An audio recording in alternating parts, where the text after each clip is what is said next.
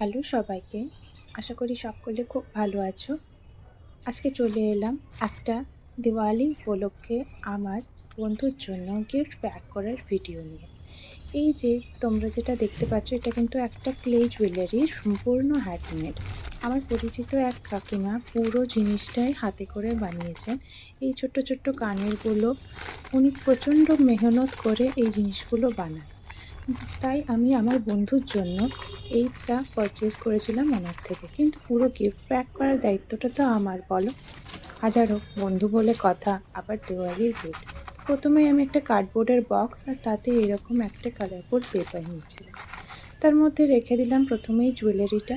আর এইগুলো যে দিওয়ালি লেখা দিয়াটা দেখতে পাচ্ছ, এটা আমি কাল রাত জেগে বানিয়েছি। ওহ, কি ভাবছো শুধু দেওয়ালি লেখা একটা দিয়া বানালেই হবে? দেখো, একটা হ্যাপি লেখা ছোট্ট দেওয়া আছে, যাতে ওপেন করার সময় বন্ধু হ্যাপি এবং দিওয়ালি দুটোই দেখতে পারে। আর এই থ্যাংক ইউ লেখা স্টিকারটা আমি আগেই চিটিয়ে রেখেছিলাম, যাতে পরে অসুবিধে না হয়। কেমন লাগলো ভিডিওটা জানিও।